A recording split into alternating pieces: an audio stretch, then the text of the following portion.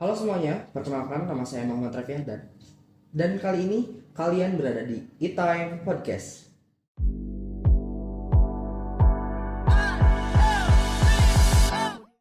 Pada E-Time Podcast kali ini kita akan mengangkat tema yaitu setelah deadline, saatnya tentukan arah. Sudah hadir bersama saya yang dulu juga pernah menjabat sebagai koordinator Aliansi BEM Purwakarta. Kita ada bersama Teh Sela. Selamat sore Teh Sela. Selamat sore. Gimana nih, Teh kabar hari ini Teh? Kabar hari ini harus baik karena melihat Indonesia yang tidak baik-baik saja ya, setidaknya kita harus berusaha lebih baik. Lebih baik dari Indonesia. Dari Indonesia, betul. Untuk kesibukan Teteh kali ini ada kesibukan apa sih Teh? Kesibukannya aku paling sekarang masih menunggu untuk wisuda karena untuk skripsi alhamdulillah sudah selesai, jadi lagi menata nih untuk kedepannya akan seperti apa gitu. Berarti sekarang udah resmi menggait gelar SPD-nya Teh. Iya. Ada selain untuk kedepannya apakah ada rencana untuk lanjut S2 gitu Teh? Berencananya itu ingin ngambil S2, cuman aku harus menentukan dulu ini kira-kira S2-nya mau ngambil yang selinier atau enggak. Oke. Karena kita sudah kenalan dengan narasumber kita, selanjutnya kita akan membahas karena tadi temanya itu setelah deadline saatnya menentukan arah. Seperti yang kita tahu teman-teman, bahwasanya kita pernah sekali sangat chaos di mana terjadi tuntutan yaitu 17+8 tuntutan yang menjadi sorotan publik. Tapi setelah tenggatnya berlalu, apa langkah selanjutnya dan kemana arah gerakan ini akan dibawa? Oke Teh, jadi langsung saja ya Tehnya. Jadi kan Teteh juga seorang aktivis nih di Purwakarta, jadi koordinator gitu kan, dan sempat terlibat juga beberapa. Tapi kalau pandangan dari Teteh nih Teh, bisa tolong diceritain nggak sih pandangan Teteh terhadap melihat posisi gerakan 17+8 ini setelah lewat deadline itu apa sih kira-kira yang bakal ditetapkan gitu? Oke, mungkin sebelum merujuk ke yang sudah lewat dari deadline-nya, kita merujuk ke tuntutan 17+8 ini dulu kali ya. Karena menurutku tuntutan 17+8 ini menjadi tuntutan yang sebenarnya sering kita gaungkan. Oleh karena itu, sebenarnya kalau kita lihat di sosial media ini kan menjadi polemik yang cukup besar juga, ada yang pro dan kontra. Karena di kalangan aktivis pun seperti itu, ada yang mengatakan memang ini tuh tuntutannya terlalu normatif, tapi menurutku ya memang yang urgensinya seperti ini yang selama ini kita sering gaungkan tapi belum mencapaikan hasilnya. Oleh karena itu mungkin dirangkumkan ya di dalam tuntutan 17+8 ini. Lalu untuk terkait deadline yang sudah lewat kan berarti bisa kita lihat gitu kesungguhan dari pemerintahan ataupun instansi yang memang seharusnya merespon terkait tuntutan ini. Karena kalau misalnya yang kita ketahui memang dari para teman-teman yang merumuskan tuntutan 17+8 ini yang mewakili kita itu sudah menyampaikan naskahnya ke gedung DPR, sudah diterima juga. Nah, kalau misalnya kita bisa lihat lewat sosial media itu, kawan-kawan bisa mengunjungi website yaitu Bijak Memantau. Di situ tuh kita bisa melihat per poinnya sudah sampai mana dan sudah sejauh mana gitu tuntutan di 17+8 ini direspon oleh instansi yang memang ditujukan, seperti itu. Mungkin segitu dulu untuk pertanyaan itu. Oke, jadi kita lihat ada websitenya ternyata ya? Ada websitenya itu Bijak Memantau. Itu di situ kalian bisa melihat misalnya terkait poin ke-1 kan 17+8 itu tuntutan jangka pendeknya itu 17 dan 8-nya itu tuntutan jangka panjang. Nah, di situ dijelaskan secara rinci juga untuk misalnya tuntutan jangka pendek itu dia sudah sampai mana tahapnya. Ada yang memang sudah diterima atau misalnya sama DPR Puan Maharani misalnya sudah akan direspon. Nah di situ tuh di website itu sudah sangat jelas gitu disampaikan gitu. Nah, jadi buat teman-teman nih yang mau memantau sejauh apa isu ini berjalan, bisa mengunjungi website dari Bijak Memantau ya Bijak Teh ya. Memantau. Tapi Teh, kira-kira menurut Teteh itu evaluasi dan capaian penting apa yang kita dapatkan gitu dari si tuntutan ini, dan apa yang kira-kira mungkin masih jauh dari harapan rakyat terkait tuntutan ini? Oke, terkait evaluasi sebetulnya masih sama seperti gerakan-gerakan yang sering kita laksanakan gitu ya. Terkadang hal-hal yang memang sudah dibangun sedari awal, sudah dipupuk sedari awal itu bisa loss dan pada akhirnya menghilang begitu saja ketika kitanya mudah dialihkan oleh isu yang lain seperti itu. Oke Teh, tapi menurut Teteh nih, apa sih tantangan terbesar yang kita hadapin gitu soal gerakan ini? Karena kan udah lewat deadline ya. Tantangan terbesar yang kita hadapin, sama ada nggak sih resiko kemungkinan soal momentum pergerakan itu bakal memudar untuk kedepannya tuh? Oke, tantangan yang terbesar dalam sebuah pergerakan adalah tadi terkait bagaimana masyarakat bisa lupa akan tuntutan-tuntutan atau isu-isu yang sedang diperjuangkan. Itu sebetulnya menjadi tantangan terbesar. Karena apa? Karena yang bisa menjaga dan terus merawat si pergerakan ini adalah ya kita-kita lagi, orang-orang yang berada di dalam pergerakan itu sendiri, masyarakat itu sendiri, mahasiswa itu sendiri.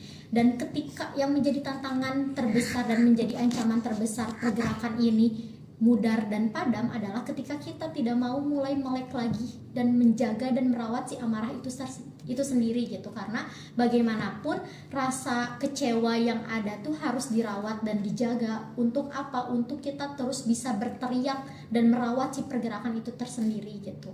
Lalu tantangan terbesar lainnya adalah dibentrokannya antara mahasiswa dan masyarakat. Karena itu yang pernah aku alami juga, bagaimana waktu itu ketika sedang mengawal suatu kasus, suatu isu di Purwakarta yang dibenturkan dengan kawan-kawan mahasiswa adalah masyarakat. Jadi kan ada istilahnya suara mana yang disuarakan gitu, suara mana yang diwakilkan oleh mahasiswa itu sendiri. Sedangkan yang sering kita gaungkan sebagai mahasiswa ketika mengawal suatu isu adalah kan hidup mahasiswa, hidup rakyat Indonesia. Yang paling utama kan rakyat Indonesia, ya mahasiswa pun masuk ke dalam bagian rakyat Indonesia. Nah, yang menjadi tantangan terbesar adalah itu. Kalau misalnya kawan-kawan melihat di sosial media juga kan sudah banyak bagaimana entah mungkin buzzer atau apa gitu ya, influence yang memang dia tuh mewawancarai masyarakat terkait tuntutan 17+8, lalu ditanya apakah memang ini mewakili Bapak, apakah ini mewakili masyarakat. Kan rata-rata masyarakat itu menjawabnya tidak tahu terkait tuntutan 17+8, tidak merasa diwakili, karena ya memang yang ditanya adalah masyarakat-masyarakat yang tidak terpapar akan informasi tersebut gitu. Karena kan beda ya treatmentnya ketika kita berbicara dengan masyarakat yang memang melek akan isu politik dan masyarakat yang memang tidak melek akan isu politik. Mungkin di sini pada akhirnya bukan terkait melek apa enggaknya, cuman beban dari hidupnya ya. Ada yang memang ya udahlah, kita lebih baik memikirkan bagaimana kita mencari uang untuk sendiri, bisa makan gitu kan. Jadi dibanding harus memikirkan misalnya apa yang sedang terjadi di negara kita, kan kita nggak bisa mengesampingkan masyarakat yang seperti itu juga gitu. Jadi yang paling mengancam adalah hal tersebut, dibenturkannya masyarakat dan mahasiswa. Bahkan bukan hanya sekedar masyarakat dan mahasiswa, tapi para aktivis yang mencoba menyuarakan suara masyarakat itu sendiri gitu. Karena banyaklah sekarang yang sudah muncul untuk mencoba memecah belahkan antara kawan-kawan yang menyuarakan suara masyarakat dengan masyarakat itu sendiri. Buzzer-buzzer yang memang mudah untuk dibayar itu kan, itu yang menjadi tantangan terbesar, apalagi sekarang di media sosial gitu. Jadi banyak banget kita dipecah belahkan, mudah banget dipecah belahkan dengan isu-isu yang ada, dengan buzzer-buzzer yang ada. Terus tadi merujuk lagi terkait padamnya, terkait apa? Memudarnya si momentum ini. Ya, memudarnya momentum ini itu juga menjadi ancaman ketika apa? Ketika kita tidak turut merawat rasa amarah, rasa kecewa, rasa hal ini teh menjadi urgent dan sangat penting untuk kita terus pedulikan dan kawal. Karena enggak sedikit kok kawan-kawan yang ikut aksi itu kayaknya udah lost aja gitu, enggak turut terus mengawal isu tersebut gitu.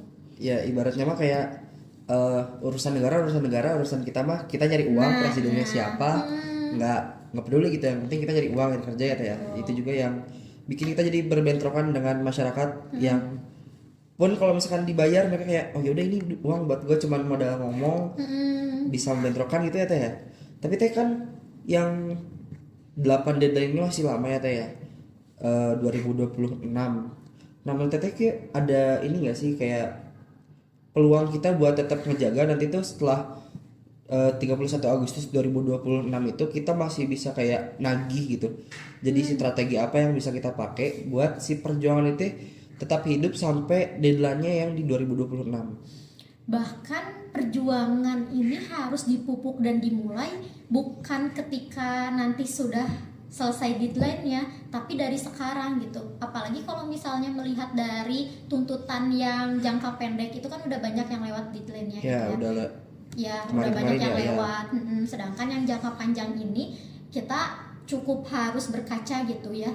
Jangan sampai kelewat lagi momentumnya, jangan sampai apa yang sudah kita susun, yang sudah kita tuntutkan dan sudah diterima juga oleh dewan-dewan di sana itu loss begitu saja. Jadi perawatan dalam pergerakan itu penting, maintenance dalam pergerakan itu penting. Jadi kalau bisa bikin pergerakan yang masif lagi, yang berkelanjutan, bukan hanya sekadar 1 hari atau 2 hari. Cuman kan yang menjadi tantangan terbesar kita adalah dibenturkan dengan aparat. Terlebih lagi kawan-kawan sekarang masih banyak yang ditangkap gitu, apalagi kemarin untuk di kampus kita sendiri juga kan banyak gitu ya kawan-kawan yang memang pada akhirnya diamankan istilahnya seperti itu kan. Itu yang menjadi tantangan terbesar karena kita nggak bisa memaksakan seseorang untuk terus berani mengawal suatu isu. Apalagi ketika sudah dibenturkan, kamu akan ditahan, belum ada yang dibebaskan, bahkan ada yang masih hilang sampai sekarang. Itu kan yang menjadi tantangan terbesar kita sebetulnya. Jadi sebuah ancaman juga ya Teh, kayak buat mengawal isu tapi kita juga tidak ada rasa takut gitu. Iya, jadi keberanian dalam ranah pergerakan itu harus ada gitu. Istilahnya berani mati untuk membela yang benar itu benar-benar harus kita pegang gitu. Seperti itu karena faktanya seperti itu ya, maksudnya tuh ada yang masih hilang, ada yang masih diamankan gitu. Ada yang hilang di mana, ketemu di mana gitu kan. Iya, betul. Karena ya kita nggak bisa tutup mata tutup telinga, memang faktanya seperti itu. Dan ketakutan akan terus mengawal isu ini tuh ya pasti akan ada. Apalagi sudah dikasih contohnya, mungkin tadi ada orang yang masih hilang gitu. Tapi Teh sebagai mahasiswa nih kan Teteh juga baru lulus, masih hangat gitu kemarin soal mahasiswa. Menurut Teteh peranan mahasiswa sekarang sama generasi muda itu gimana sih peranan mahasiswa sekarang buat ngawal isu ini gitu? Jangan sampai isu ini berhenti di tengah jalan. Menurut Teteh itu gimana? Menurut aku malahan suara yang harus paling kencang, garda yang paling di depan itu adalah mahasiswa. Karena kalau misalnya kita pernah sama-sama belajar di sekolah pergerakan, mahasiswa itu kan berada posisinya itu di tengah-tengah ya, positioningnya itu berada di tengah-tengah. Dia sebagai penyambung lidah masyarakat yang bisa menyampaikan ke ke yang lebih atas, ke pemerintah, ke instansi-instansi. Karena apa? Karena kan mahasiswa kita diberikan privilege lebih, yaitu bisa mengenyam pendidikan yang lebih tinggi, insight-nya lebih banyak masuk ke dalam mahasiswa gitu. Mahasiswa mudah terpapar akan informasi-informasi yang penting.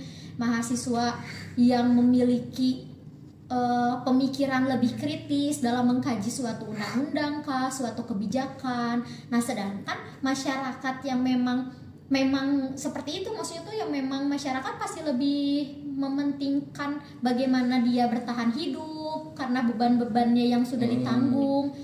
Istilahnya kan tadi sudah kita bahas gitu, kayaknya untuk makan besok juga udah sangat pusing dipikirinnya, apalagi harus memikirkan terkait undang-undang gitu. Nah itu tugas kita sebagai mahasiswa, bagaimana bisa turun ke masyarakat, turun ke rakyat untuk menyampaikan bahwasanya negara kita tuh sedang tidak baik-baik saja.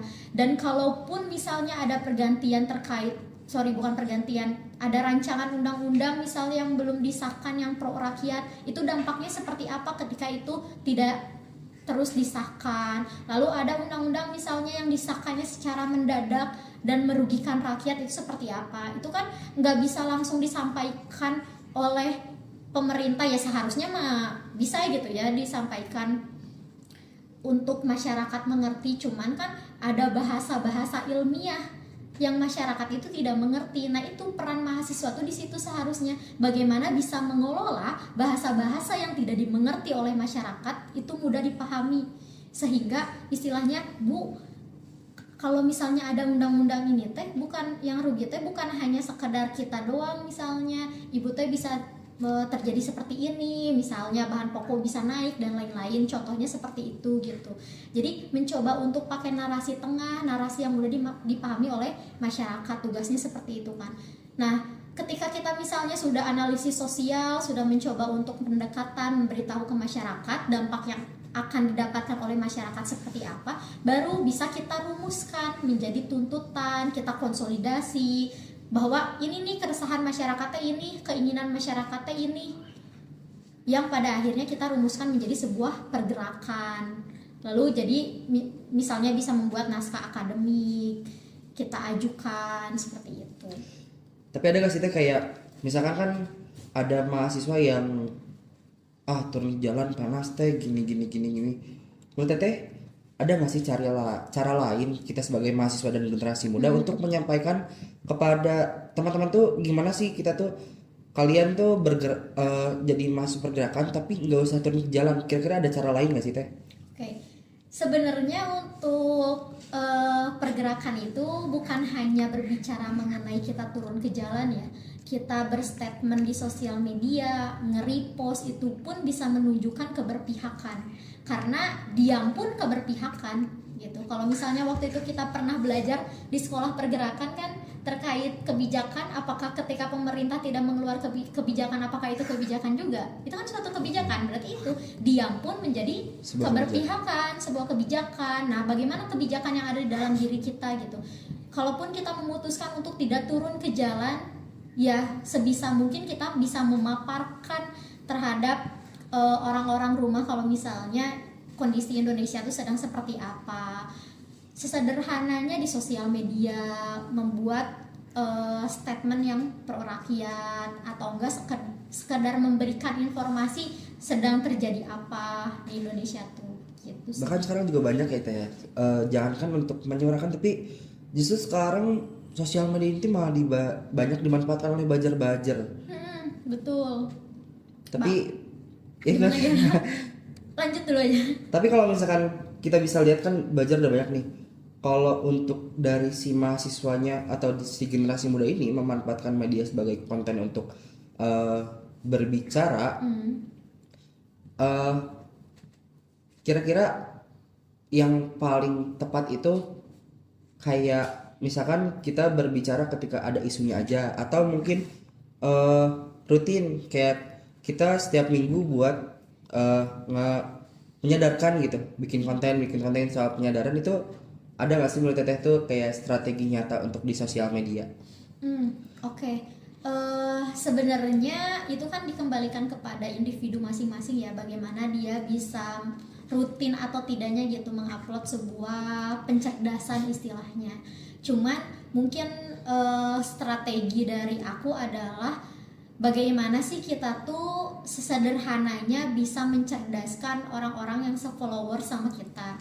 entah mau followersnya 100, 200, 300, setidaknya ketika kita memberikan narasi-narasi yang mudah dipahami itu bisa membantu mencerdaskan, karena kan capaian dari 17 plus 8 ini juga bukan hanya sekedar bagaimana direspon dan terjadinya perubahan gitu, tapi bagaimana masyarakat yang tadinya tidak melek politik itu bisa melek, karena berkaca di gerakan kemarin itu gerakan yang sangat besar gitu ya, di berbagai kota kita mengadakan aksi massa, bahkan untuk orang-orang yang mungkin tadinya tidak tahu gitu terkait gerakan, terkait masalah di Indonesia kan bisa jadi tahu dan mencoba mencari tahu, itu kan yang menjadi poin plusnya gitu.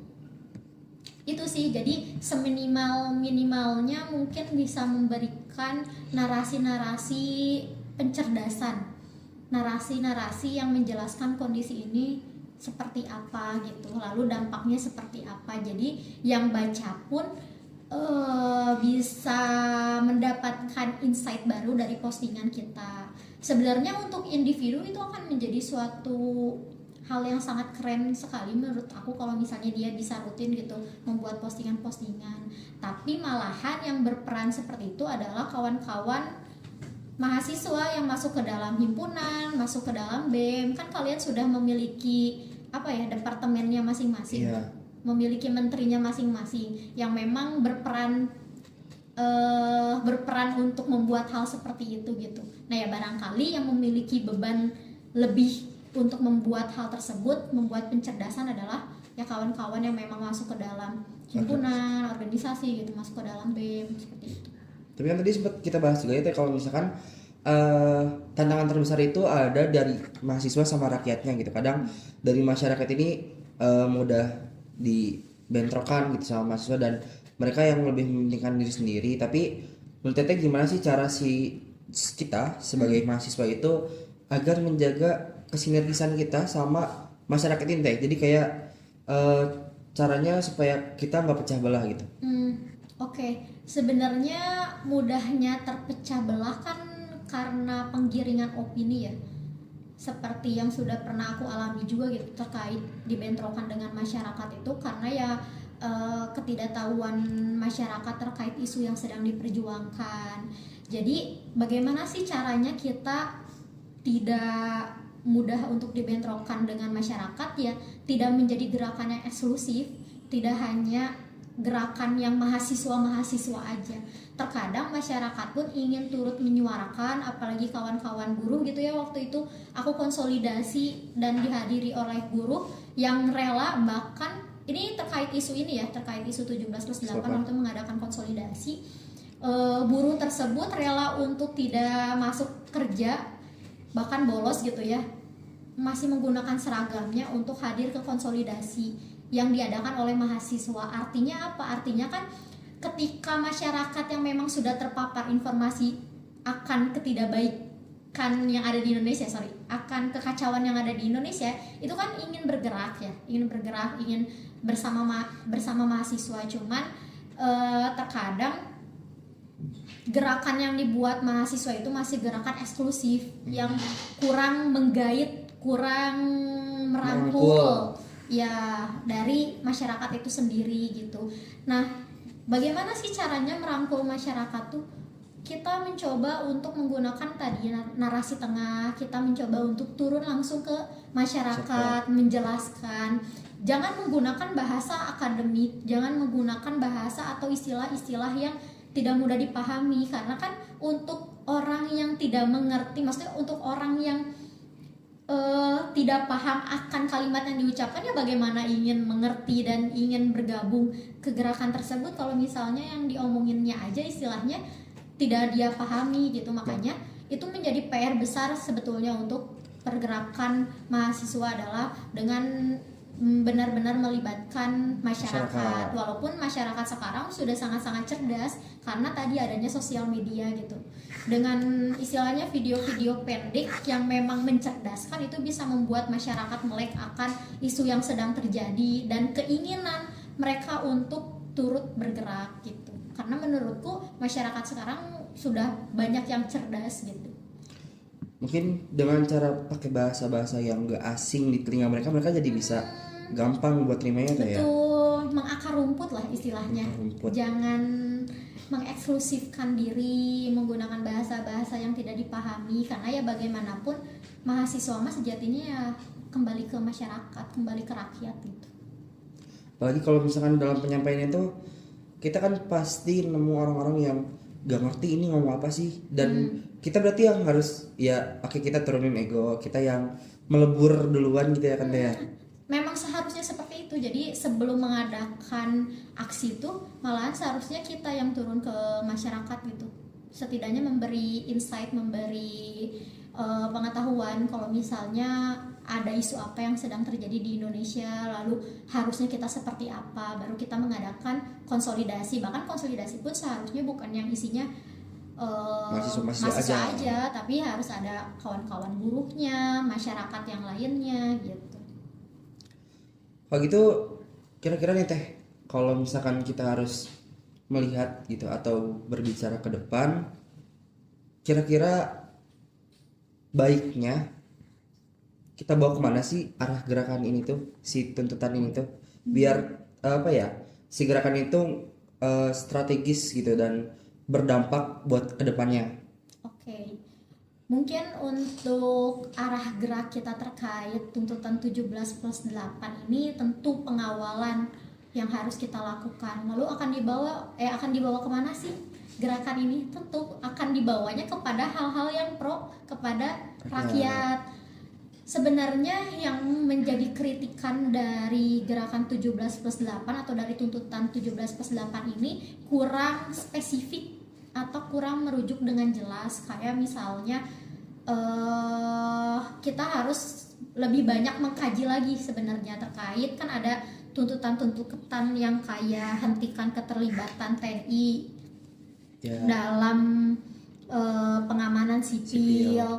Sedangkan undang-undang TNI atau enggak hal-hal yang terkait TNI apa ya, adalah poin-poin yang terkait TNI atau kembalikan TNI ke barak.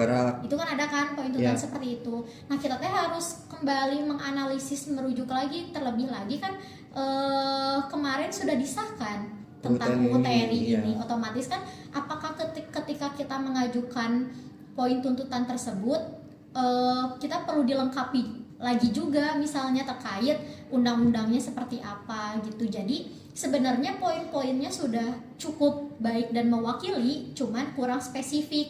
Jadi lebih ditambahkan lagi nih analisis-analisisnya ketika kita mengajukan poin ini, otomatis itu akan berdampaknya kemana? Maksudnya akan menggait hal lainnya yang seperti apa? Nah itu menurut aku. Ini juga berarti jadi salah satu biar masyarakat tuh paham ya teh ya, soal tuntutan ini teh mengarahnya ke sini dan akan menjadi dampaknya seperti ini. Lebih ke ini sih, maksudnya tuh lebih ke dalam perumusannya ya. Dalam perumusannya, karena kan kalau misalnya yang aku baca itu ini dirumuskannya 3 jam. Poin tuntutan ini tuh adanya dibuatnya selama 3 jam gitu yang aku baca dalam berita dan sosial media itu. Nah mungkin bahkan ada yang mengatakan tuntutan ini bukan berasal dari kampus. Maksudnya apa? Bukan berasal dari teman-teman mahasiswa. Mungkin yang bisa dilakukan atau gerakan ini akan dibawa kemana adalah kita konsolidasi besar-besaran secara bersama, merumuskan kembali, bahkan kalau bisa merumuskan kembali terkait tuntutan ini. Maksudnya merumuskan kembali adalah dibuatlah lebih spesifik, kajiannya seperti apa, poin-poin anaknya dampaknya seperti apa, sehingga benar-benar terwakili dan benar-benar menghajar lebih tajam gitu. Tapi yang paling penting untuk sekarang tuh kayak pengawalan si isu ini ya teh. Pengawalan, perawatan rasa kecewa, rasa marah, lalu keingin tahuan akan si poin ini udah sampai mana ya, seperti itu sih. Terus update juga berarti ya, jangan sampai kendor gitu. Seperti itu. Mungkin ini terakhir nih teh. Menurut ada nggak sih pesan yang ingin disampaikan kepada mahasiswa pun juga kepada publik penonton yang nanti akan nonton podcast ini, supaya kita tuh tetap kritis serta berani bersuara gitu teh. Supaya kita tetap kritis dan Berani berani bersuara. bersuara. Seperti yang sudah di beberapa kali disampaikan adalah dirawat rasa kecewa dan rasa marahnya, karena menurut aku hal yang bisa bikin seseorang sangat berani adalah ketika dia sudah benar-benar merasa kecewa, sudah benar-benar merasa marah gitu. Maksudnya marah di sini kan bukan hanya sekedar emosional, kita bisa ngebakar ini itu, kita bisa ngacak ini itu, enggak, tapi kan lebih ke marah kenapa sih setega ini sama rakyat sendiri.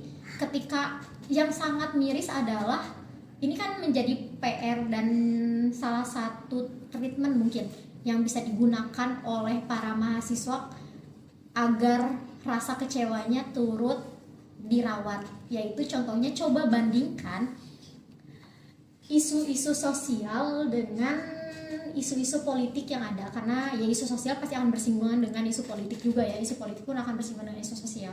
Contohnya gini, ketika kemarin ada anak kecil yang meninggal karena cacingan, karena seluruh tubuhnya penuh dengan cacing, pemerintahan malah mengeluarkan kebijakan untuk menaikkan tunjangan DPR. Nah itu hal-hal seperti itu tuh perlu kita bandingkan dan perlu kita analisis lebih jauh, bagaimana penderitaan rakyat itu benar-benar ada, sedangkan pemerintahan yang harusnya memikirkan bagaimana rakyat malah lebih mementingkan dirinya sendiri, malah lebih mementingkan ya saya kalau misalnya dinas ini tidurnya harus di mana. Itu kan sehari mereka dapat tunjangan berapa kan untuk rumah itu, untuk perjalanan, untuk menyewa hotel istilahnya, kan bilangnya hanya menyewa kamar, kos-kosan, padahal kan dengan harga segitu, dengan tunjangan segitu itu bisa untuk menyewa hotel. Dengan hal-hal yang tidak pokok, tidak urgent, tapi ada sisi lain di mana masyarakat itu dia untuk makan pun sulit, untuk cek kesehatan pun sulit, bahkan harus kehilangan nyawanya hanya karena dia miskin. Itu kan yang menjadi sangat sedih.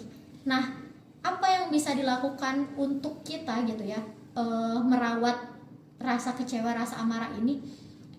Jangan terfokus pada isu-isu politiknya saja, tapi coba bandingkan dengan isu sosial yang ada. Bagaimana penderitaan rakyat itu betul nyata. Karena kan ketika kita tidak secara spesifik mencari tahu terkait penderitaan rakyatnya, kita akan sulit untuk empati dan peduli terhadap isu yang ada gitu. Akan kayak ya udah DPR naik, ya udah emang apa masalahnya, aku kan masih bisa makan, ya kan, aku kan masih bisa nongkrong di kafe, ya udah apa masalahnya, ya emang DPR kerja mungkin memang harus dapat tunjangan seperti itu. Bisa aja kan narasi apatis tuh keluar gitu, seperti itu. Nah, bagaimana rasa empati kita bisa muncul gitu? Ya bandingkan dengan isu-isu sosial yang ada. Banyak, bahkan bukan hanya kasus yang kemarin saja yang anak meninggal gitu, tapi masih banyak. Kalau misalnya kawan-kawan aja coba analisis sosial gitu, main keluar kampus, tanya ke para pedagang, mereka tuh untuk mencari Rp1.000 aja harus benar-benar menguras segala tenaga dan keringatnya, sedangkan maksudnya tuh para dewan-dewan di sana rapat di AC, rapat tidur, rapat dapat makanan, snack gitu, tapi masih menuntut hal-hal yang lebih. Ya barangkali menurutku kan kurang bersyukur ya rasanya gitu. Barangkali para dewan-dewan tersebut kurang turun ke rakyat, kurang melihat bagaimana penderitaan rakyat gitu. Jadi kan pada akhirnya tidak bisa tuh dikatakan Dewan Perwakilan Rakyat tuh, karena rakyatnya mah susah, dia mewakilkan rakyat yang mana gitu. Mungkin berarti dari sisi pemerintahnya juga, dari DPR-nya mungkin yang kurang memikirkan rakyat, dan juga dia tidak memikirkan hal yang sangat urgent mungkin ya itu ya. Lebih memikirkan diri sendiri. Pun dengan rakyat yang masih sering berpikir kalau jangan sampai nunggu terdampak dulu baru sadar gitu kan ya. Itu. Karena kan rata-rata beberapa orang tuh masih berpikir dengan kalau misalkan ah ya udah DPR kita gitu kan. Justru orang-orang tuh jangan mencegah lebih baik daripada mengobati, karena jangan sampai kita malah jadi nunggu terdampak dulu baru kayak wah protes gini-gini gitu ya. Itu juga perlu menjadi acuan juga nggak sih Teh buat kita? Betul, dan itu tuh menjadi tugasnya mahasiswa menurutku, yang untuk bisa bantu menyadarkan masyarakat, karena balik lagi masyarakat mah pasti akan lebih mementingkan bagaimana dia bisa berkelanjutan hidup untuk di esok hari gitu. Seperti itu. Wah, keren banget nih. Kita udah dapat banyak banget insight baru dari Teh Sela, dan juga kita udah cukup mengulas lebih banyak ya Teh ya, soal bagaimana peran mahasiswa, masyarakat, dan juga bagaimana semena-menanya para pemerintah di negeri Wakanda ini. Dan dari apa yang udah kita dapat, evaluasi, tantangan, sampai strategi ke depan, semuanya udah cukup banyak banget kita ulas. Kita juga harus tetap menjaga ya Teh, semangat kritis untuk tetap fokus terhadap isu-isu nasional, tapi jangan sampai melupakan isu-isu yang belum selesai. Betul. Dan mungkin nanti ke depannya kita harus lebih berempati lagi ya ke masyarakat, agar si masyarakat itu yang tadinya apatis dan bodo amatan jadi lebih mengerti, oh ternyata isu ini kalau misalkan dibiarin akan ada dampak ini ya Teh. Jangan sampai berdiam diri mementingkan diri sendiri sedangkan masyarakat tidak paham akan apa isu yang dibawa. Iya, jadi lebih masuk ke dalam kayak otomatis kan ketika dia mementingkan dirinya sendiri, masyarakat ya tidak menjadi masalah, malah itu bisa kita manfaatkan untuk apa, masuk ke dalam ranah mementingkan dirinya sendiri itu. Jadi kayak, Bu kalau misalnya ibu kayak gini, atau Pak kalau misalnya bapak kayak gini, itu bakal merugikan diri bapak sendiri loh. Karena apa? Nanti kita coba jelaskan gitu. Karena misalkan poin A ini nanti berpengaruhnya ke harga pokok naik, misalnya kayak gitu. Yang kita tuh harus mahasiswa tuh harus harus memiliki strategi yang bikin masyarakat bersinggungan langsung dengan apa yang dialami dalam sehari-harinya gitu. Jadi jangan memberikan hal-hal yang mengawang-awang yang dia tidak bersinggungan langsung dengan itu, tapi coba dikasih penjelasan yang memang bersinggungan langsung dengan dirinya. Dan itu biasanya treatmentnya gitu ya. Ini mah contoh yang biasa aku lakukan, itu tuh mudah untuk menggait masyarakat dalam bergerak seperti itu. Nah, jadi gitu teman-teman. Kalau misalkan kalian ingin terus-terusan untuk sadar dan melek, terutama di isu 17+8 ini, tadi kalian bisa ngebuka link di website Bijak Memantau. Bijak Memantau, karena kita kan sedang mengawalnya 17+8 ini, deadline-nya yang 8 yang masih lama, tapi yang 17 karena sudah lewat gitu. Ya, terima kasih. Mungkin setelah banyak banget apa yang didapat, saya mau ucapkan dulu terima kasih banyak ya Teh ya, karena telah hadir dan bersedia untuk datang ke sini, diundang ke E-Time Podcast. Semoga di kesempatan ini kita masih bisa bahas isu-isu yang lebih menarik buat kedepannya. Dan terima kasih juga buat teman-teman yang udah nonton sampai akhir. Jangan lupa di share, karena ini akan bantu juga untuk menyadarkan teman-teman di luar sana yang belum sadar akan isu politik yang ada. Jangan lupa like, comment, dan subscribe media sosial 5PSTI, dan juga media sosial Teh Sela di Instagram ada Teh? Ada _Sela Amelia. _Sela Amelia. Sekali lagi terima kasih ya banyak Teh atas kesempatannya pada pertemuan kita pada hari ini, dan udah membuka wawasan yang banyak banget buat kita agar nggak cuman sekedar kritis untuk diri sendiri tapi juga mementingkan rakyat. Terima kasih yang udah menonton. Sekian. Wassalamualaikum warahmatullahi wabarakatuh.